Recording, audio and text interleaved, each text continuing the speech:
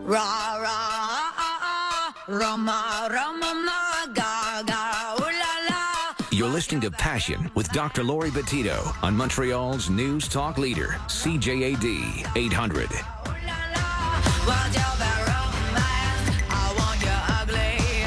Dating dilemmas. Tonight on Passion, we're talking about breakups. You know, it takes two to make a relationship, only one to break it up.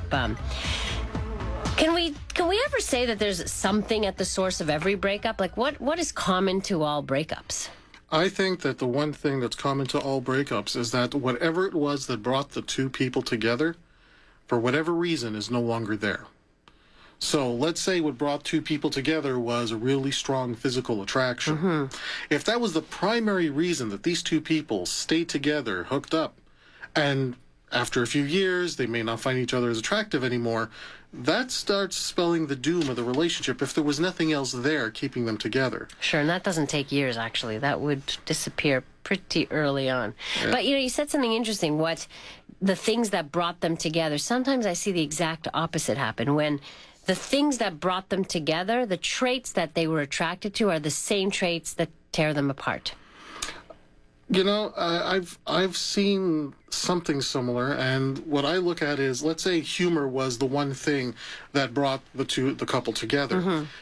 I've seen where humor has become the destructive force, right, but only because other elements that were there that the couple took for granted were no longer there. Okay.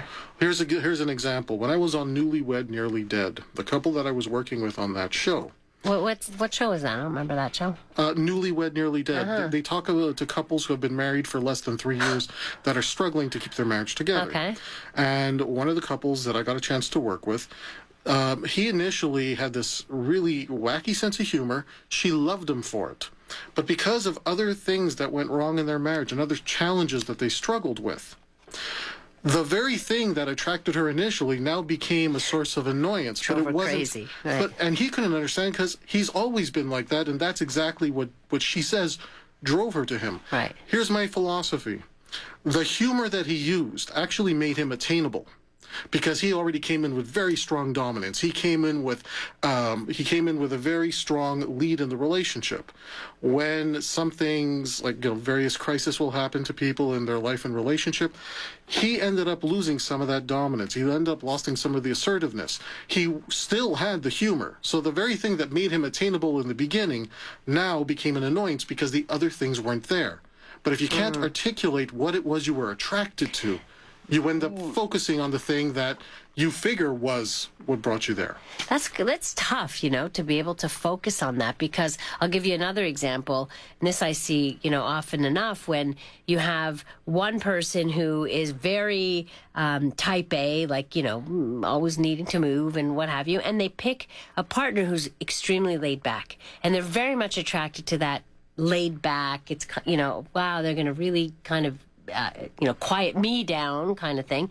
And then, as time goes on, they realize that they have to shake that person to get things done. And so their laid backness now becomes this source of, frustration and all of that.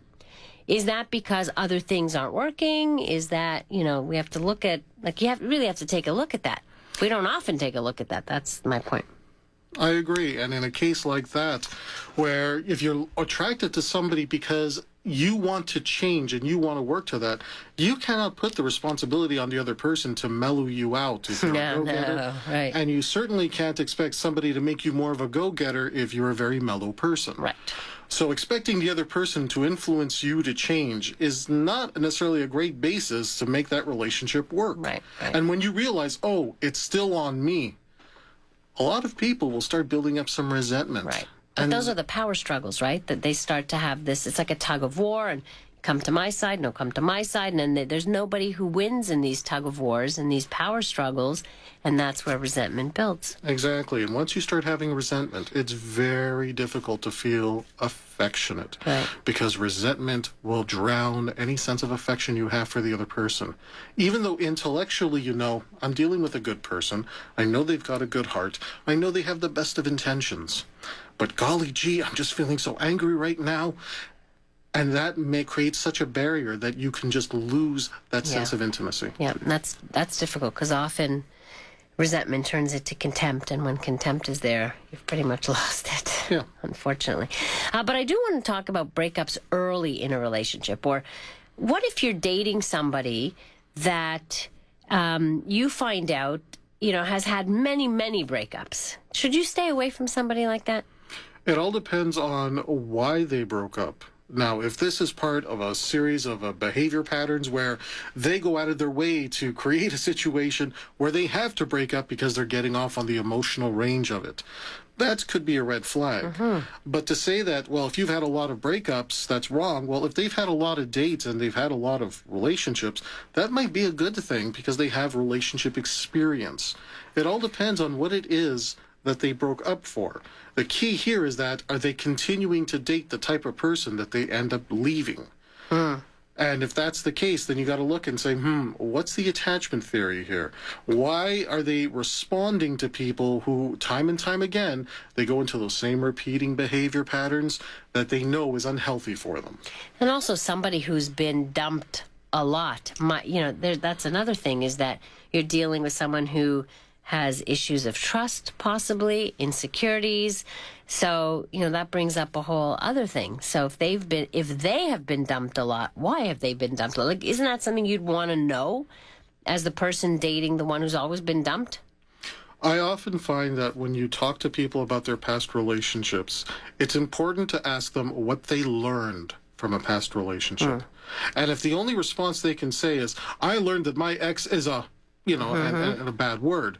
Okay, they haven't learned anything about themselves. That would be a bad sign. Yes. A very bad sign.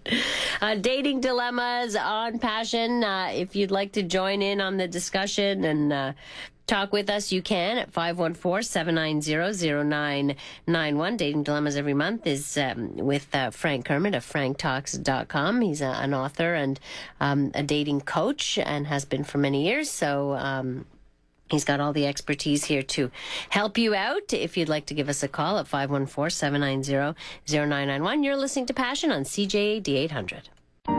Frank Talks is sponsored in part by the Adult Male Virgin Seminars and Telephone Consultations. If you are an adult and want to get a handle on this once and for all, you need this seminar. Being an adult male virgin can be most stigmatizing in today's society. You feel like a failure in the eyes of the mass culture around you, alienated from your male friends who all talk about their sexual conquests, and you must hide this shameful secret lest they use it against you. And the very personal pain, anguish, and despair that cannot be described by words that haunts you every moment of your life. Enough is enough. It is time for male virgins to take charge of their sex lives. Frank gives you the rules of winning in this seminar. The Adult Male Virgin Seminars and Telephone Consultations. Make your first time the best time of her life. Only available at franktalks.com. Frank helps adult boys turn into men.